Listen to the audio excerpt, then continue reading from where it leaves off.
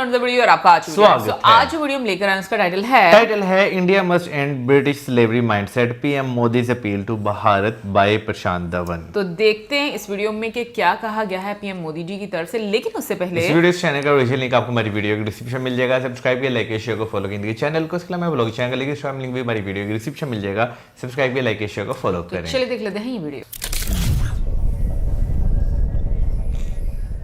नमस्कार, welcome to career 247। मैं हूं प्रशांत धवन। नाउ रिसेंटली प्रधानमंत्री मोदी ने एक बहुत ही इंपॉर्टेंट इशू रेज किया। उन्होंने ये कहा कि मैकालवे का किया हुआ डैमेज भारतीयों को रिवर्स करना होगा। और आप देखोगे इस पर बहुत सारे आर्टिकल्स पब्लिश हुए हैं कि भारत को मैकालवे का जो माइंडसेट है, जो इसकी मानसिकता है, ये आने वाले 10 सालों में खत्म करनी होगी, तभी भारत जेन्युइन तरीके से आगे बढ़ पाएगा। Free India from Macaulay slavery mindset. अब यहाँ पे आपके माइंड में एक क्वेश्चन आएगा, ये स्लेवरी माइंडसेट है क्या, जिसके बारे में शशि थरूर ने भी काफी तारीफ करी है पीएम मोदी की कि ये इशू उठाना बहुत इंपॉर्टेंट था। पीएम मोदी ने थैंकफुली ये इशू रेस किया है और ये इंडियन इलीट के कोर से हमें ये चीज हटानी होगी, तभी जाकर इंडिया आगे बढ़ेगा। नाउ समझाता हूं आपको ये इशू क्या है बहुत ज्यादा सरल भाषा में। नाउ थॉमस मैकालवे, जिस आदमी की फोटो अपने सामने आप स्क्रीन पर देख रहे हैं, ये एक ब्रिटिश पॉलिटिशियन और हिस्टोरियन था और इसका जन्म हुआ था 1800s में। और ज़्यादातर टाइम इसने वैसे अपना यूके में बिताया, बट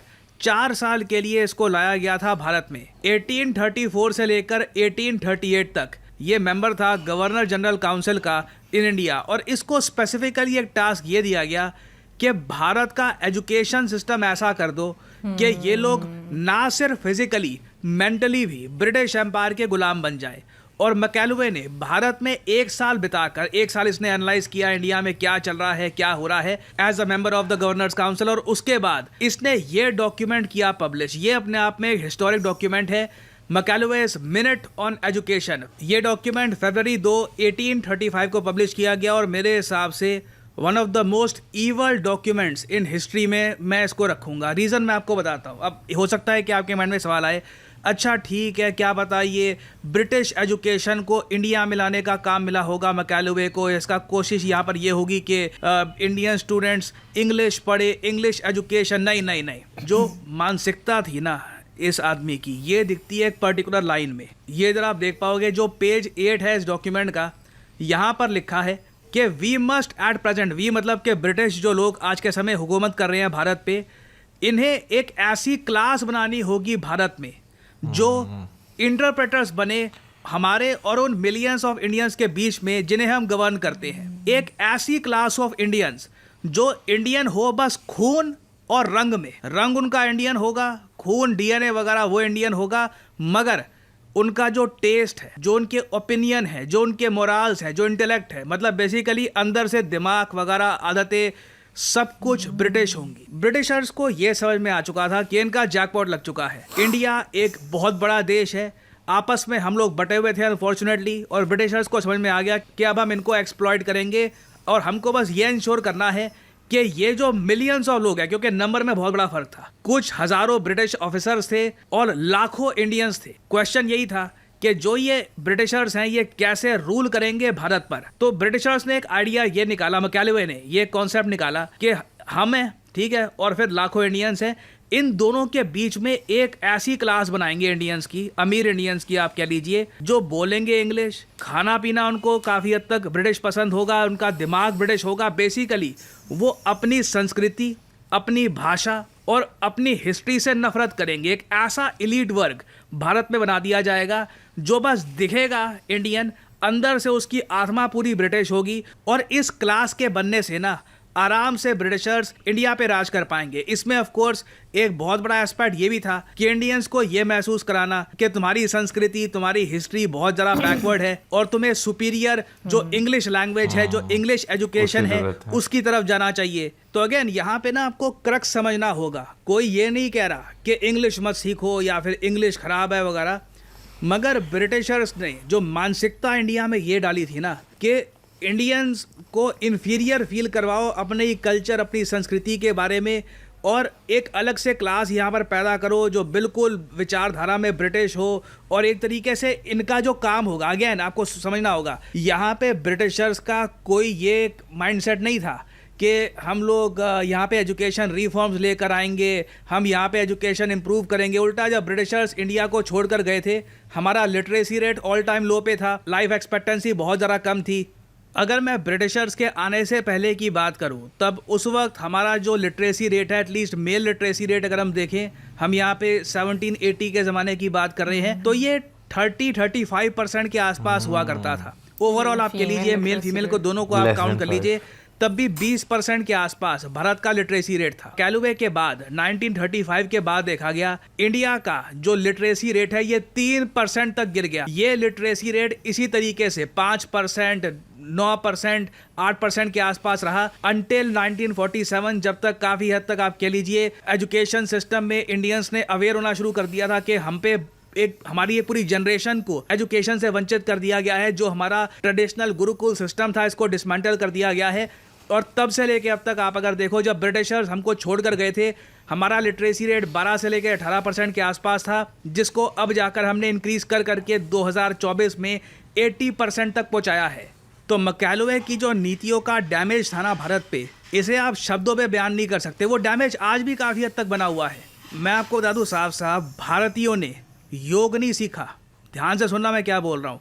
हम लोगों ने, हमारा जो एलीट क्लास है, जो अमीर लोग हैं हमारे यहाँ, उन लोगों ने योग नहीं सीखा, उन लोगों ने योगा सीखा है। जब तक अमेरिकन्स ने योग की इम्पोर्टेंस नहीं समझी और वहाँ पे उन लोगों ने योग का योगा करना ना शुरू किया, तब तक इट डिडंट बिकेम कूल। तब तक आप यही कह लीजिए, ये लोग बस यही कह रहे थे, हाँ ये कौन करता है, तो पुराने ज़माने की कोई चीज़ है। तो इस तरीके से इंडियंस को एक स्लेवरी माइंडसेट में डाल दिया गया। और पीएम मोदी ने रिसेंटली इसी इशू को रेज किया था। वो साल था 1835। 1835 में ब्रिटिश सांसद थॉमस बेबिंगटन मैकाले ने भारत को अपनी जड़ों से उखाड़ने के लिए एक बहुत बड़ा अभियान शुरू किया था।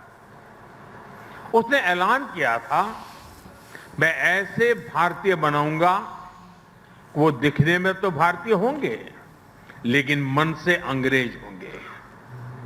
और इसके लिए मैकाले ने भारतीय शिक्षा व्यवस्था में आमूलचूल परिवर्तन नहीं, बल्कि उसका समूल नाश कर दिया।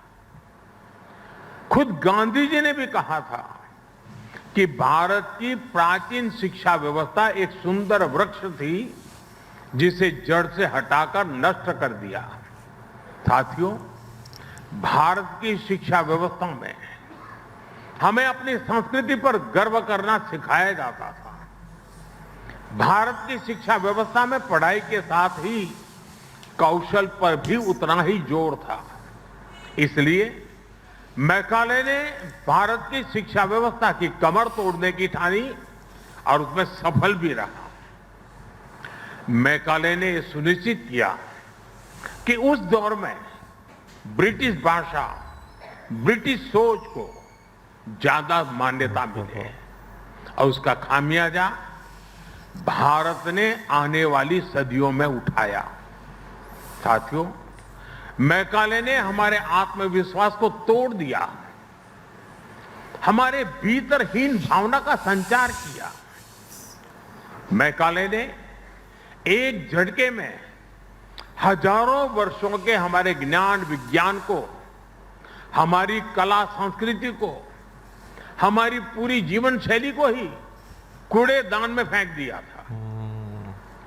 वहीं पर वो बीज पड़े कि भारतीयों को अगर आगे बढ़ना है, अगर कुछ बड़ा करना है, तो विदेशी तौर तरीकों से ही करना होगा। नाउ ये सबसे मेन पॉइंट है यहाँ पर कि अगर भारत आगे बढ़ेगा तो विदेशी तौर तरीकों से ही बढ़ेगा। कोई ये नहीं कह रहा कि बाहर की चीज़ों से आप मत सीखो, वहाँ की जो लैंग्वेज है मत लर्न करो, मगर ये कह देना कि सिर्फ एक ही ऑप्शन है, उनका रास्ता हमको फॉलो करना होगा तभी हम आगे बढ़ेंगे। इससे कभी भी ना, मैं आपको ये बता दूं, हम सक्सेसफुल ब्रांड्स नहीं बना पाएंगे। ऐसे ब्रांड्स जो दुनिया में compete करे, जो दुनिया में मार्केट शेयर हासिल करे, क्योंकि ये वही कंट्रीज कर पाते हैं जिनको खुद पर बहुत ज़्यादा भरोसा होता है, बहुत ज़्यादा एक प्राइड होती है अपने इतिहास को लेकर। चाइना की जो कम्युनिस्ट पार्टी है, इन लोगों ने इस बात पर काफी फोकस किया कि चाइना के लोगों को खुद के कल्चर को लेकर काफी एक प्राइड फील हो। इवन जापान में भी आप अगर देखोगे सेम चीज आपको मिलेगी। यूएस में आप अगर देखो तो वो इस बात को लेकर काफी फोकस कर रहे हैं कि you should feel proud to be an American. India अभी भी एक ऐसा कंट्री है जहाँ पे एक तरीके से फैशन है कि खुद के बारे में खराब बोलो, और इस स्लेव मेंटालिटी को तोड़ने में ना अभी टाइम लगेगा। इसलिए पीएम मोदी ने कहा है कि ये 10 साल का एक रोड मैप बनाएंगे जिसमें भारत इस स्लेव मेंटालिटी को तोड़ेगा ना। वो रोड मैप क्या होगा, उसमें ये क्या क्या बड़े स्टेप्स उठाने वाले हैं, ये देखना होगा। That will be very interesting to see. I really hope इस सब में ये इस बात को भी एड्रेस करेंगे कि आज के समय ऑनलाइन भारतीयों के अगेंस्ट सिस्टमैटिकली रेसिज्म किया जा रहा है। रिसेंटली CNN ने भी इस पर एक पूरा आर्टिकल पब्लिश किया था कि racist are now openly targeting Indian American. इसमें बात सिर्फ इंडियन अमेरिकन की नहीं है, कोई इंडियन ओरिजिन का भी हो, इंडियन हो, बाहर हो, उसको हर तरीके से ऑनलाइन डिग्रेड किया जा रहा है। और ये जो बड़े बड़े प्लेटफॉर्म हैं ये उसके बारे में कुछ भी नहीं कर रहे। और मैं आपको साफ साफ बता दूं, ऑनलाइन तो देखिए आज के समय सब लोग हैं, सबके हाथ में फ़ोन है, सब लोग ये बहुत सारी सोशल मीडिया ऐप्स, इंस्टाग्राम वगैरह ये यूज़ करते हैं। वहाँ पर इंडियंस के अगेंस्ट जो ये रील्स फैलाई जा रही है, कमेंट सेक्शन में आप अगर देखो इंडियंस के अगेंस्ट खुला रेसिज्म हो रहा है। इसको नहीं रोका गया ना, इंडियंस में कमाल का इन्फीरियॉरिटी कॉम्प्लेक्स आ जाएगा। मैं इसके बारे में कई बार बोल चुका हूँ, आगे भी बोलूँगा।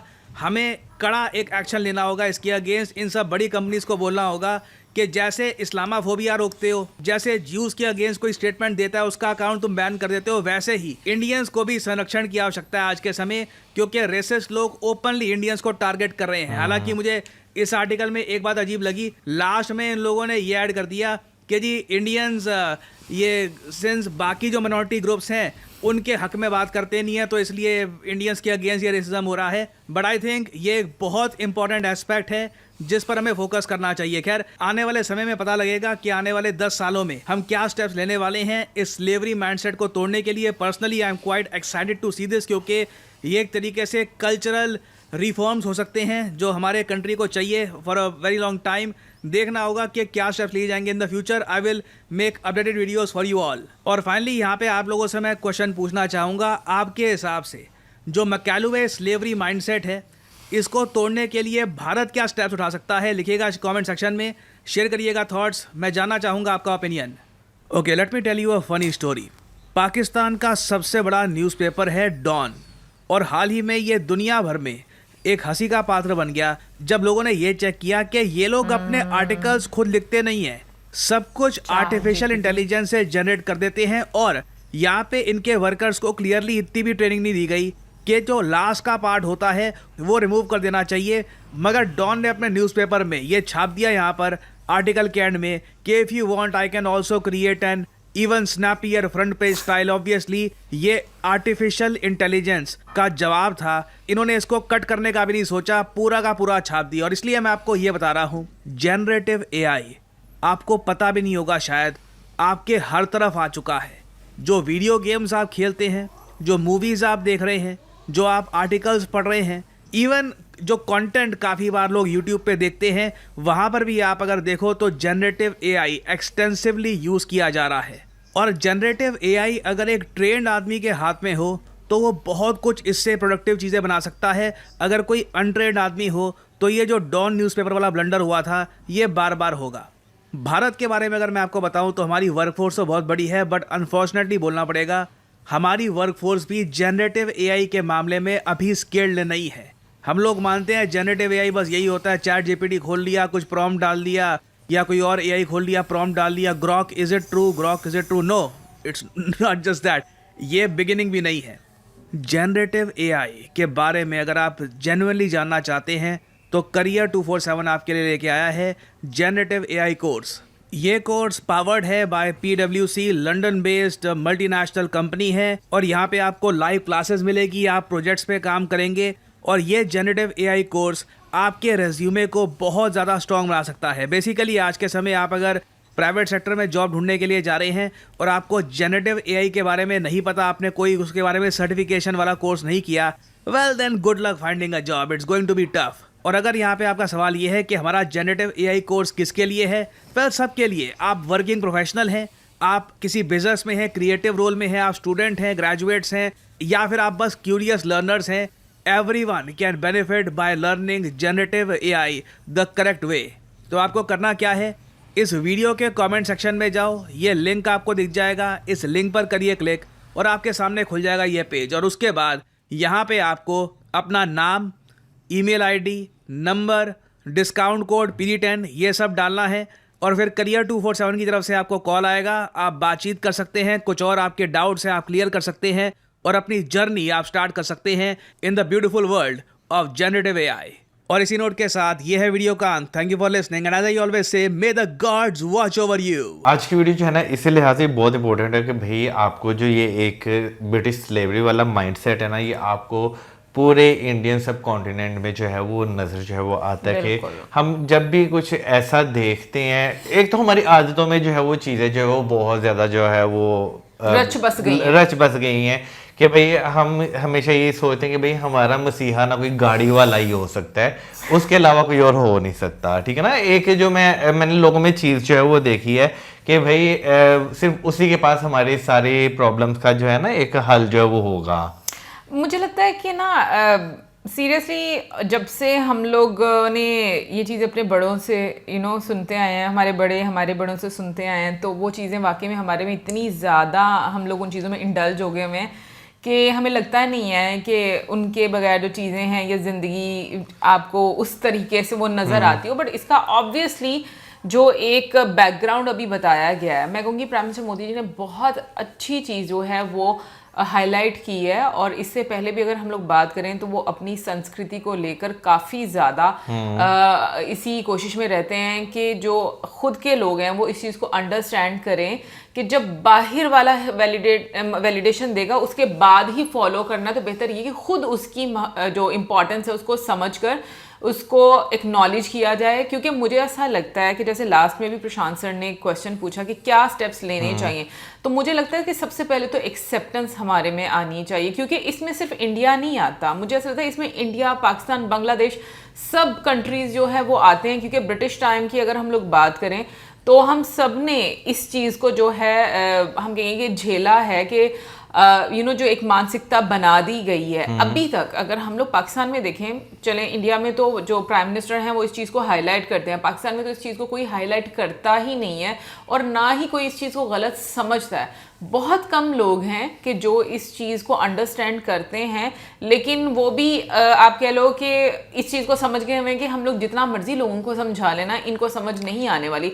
तो जो बहुत ही इन्फ्लुएंशियल पर्सन है, अगर वो इस चीज़ को कहीं ना कहीं पर लोगों को कन्विंस करे तो मुझे लगता है कि उसकी बात का असर ज़्यादा होता है। पर यहाँ पे चीज़ यही आ जाती है ना कि जो इन्फ्लुएंशियल पर्सन होते हैं वो भी ये चीज़ कभी नहीं चाहते कि उनकी जो एक सोसाइटी में पकड़ है वो कमज़ोर हो। इसका छोटा सा उदाहरण चले, शहरों में तो फिर भी आपको चीज़ें थोड़ी सी डिफरेंट जो है वो बड़े बड़े नज़र आती है।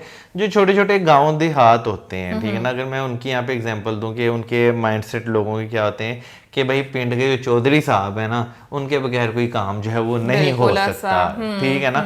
और अगर आपने चौधरी साहब को जो है ना इत्माद में लिए बगैर काम किया है ना, तो पूरा पिंड आपके खिलाफ हो जाएगा। तो ये जो एक माइंडसेट चलता रहा ना कि नहीं भाई फलाने बंदे का होना ज़रूरी है, जो कि इसमें एक वो कनेक्शन पैदा कर दिया गया है ब्रिटिश गवर्नमेंट के बीच और आम जनता के बीच कि भाई एक अमीर बंदा बैठा दो जो दोनों का इंटरमीडिएट जो है वो रोल प्ले करेगा, उनके लिए वो कुछ और होगा और नीचे वाले बंदे के पास जब आएगा तो मैं आप लोगों का भाई दुख में आपके साथ, आपकी पीड़ा में आपके साथ, इस तरह की जो है वो चीज़ें जो आपको देखने मिलती। फिर उसके बाद स्टडी जो थी, जो तलीमी एक जो एजुकेशनल सिस्टम था, अगर उसकी भी बात की जाए तो पहले वक्त में हम सुनते हैं कि भाई जो बड़े होते थे, बुजुर्ग होते थे, वो काफ़ी ज़्यादा आपको विद्वान जो है वो नज़र आते थे। ठीक है। लेकिन अगर अब टाइम के साथ साथ देखा जाए तो अभी भी पढ़े लिखे बहुत कम लोग आपको ऐसे नज़र आते हैं जो आपको जो है ना खुले दिमाग के नज़र वो सोचते हैं खुले दिमाग के साथ, वरना मोस्टली आपको ऐसे ही नज़र आते हैं जो कि भाई पढ़े लिखे तो होते हैं, उनके पास डिग्रीज होती हैं, लेकिन माइंडसेट उनका वही चलता आ रहा था जो एक बड़े लंबे अरसे से जनरेशन टू जनरेशन जो है ना ट्रांसफर की जा रही है। पर मुझे लगता है कि इस वीडियो में इस चीज़ को बयान किया गया है, मतलब जो मुझे समझ आया कि एक ऐसी एलीट क्लास तैयार की गई है जो कि अपने कल्चर को और अपनी संस्कृति को एक्सेप्ट नहीं करती, उनका पहनावा और उनकी जो रीति रिवाज हैं वो ब्रिटिश के फॉलो करती है, और उनके उस पहनावे को देखकर जो एक मिडिल क्लास तबका है और लोअर मिडिल क्लास तबका है वो एक इन्फीरियोरिटी कॉम्प्लेक्स में पड़ जाएगा कि भाई कि हम लोग फिर इस चीज़ को कैसे फॉलो करें, क्योंकि एलीट क्लास का एक बहुत असर होता है आपकी सोसाइटी में, लोग उनको देखते हैं। तो मुझे तो ये समझ आता है पढ़ाई तो एक साइड पर है, वो तो एक डिवीजन जो की थी ब्रिटिशर्स ने वो तो समझ आती है, बट कल्चर को लेकर जिस तरीके से डिवीजन की गई है वो उसका तो असर हमें अभी तक जो है वो नजर आता है। यार ये जो चीज़ है ना एलीट वाली, ठीक है ना, अगर देखा जाए तो इसको अगर कोई गवर्नमेंट ख़त्म कर ले तो ये एक बहुत बड़ा स्टेप जो है वो माना जाता है, क्योंकि जो एलीट्स होते हैं वो भी इतनी आसानी से जो है अपना इन्फ्लुएंस जो होता है वो ख़त्म होने जो है वो नहीं देते। और अगर आप ये कहेंगे खाली एलीट का आप ख़त्म कर देंगे तो सब कुछ ओके हो जाएगा, मेरे मुताबिक जो है कि भाई जो छोटी छोटी चीज़ें बहुत सारी ऐसी जो होती है ना कि भाई आपको पता होता है कि खराबी कर रही है, उनका ख़त्म करना भी जो है वो बहुत ज़्यादा ज़रूरी है। मुझे ऐसा लगता है मिडिल क्लास जो है वो एक बहुत एक बैकबोन है किसी भी सोसाइटी का। अगर मिडिल क्लास में एक्सेप्टेंस आ जाए और इन्फ्लुएंस कम हो जाए तो शायद मुझे लगता है कि एक ये जो चीज़ है वो ओवरकम होना शुरू हो जाए। मतलब एक मैं सिर्फ अपना ओपिनियन ही दे सकती हूँ, बाकी ऑब्वियसली बहुत सारे और स्टेप्स होंगे। कमेंट सेक्शन में आप अपनी ओपिनियन ज़रूर दीजिएगा। मिलेंगे नेक्स्ट वीडियो में, सब्सक्राइब करना मत भूलना। Till then good bye.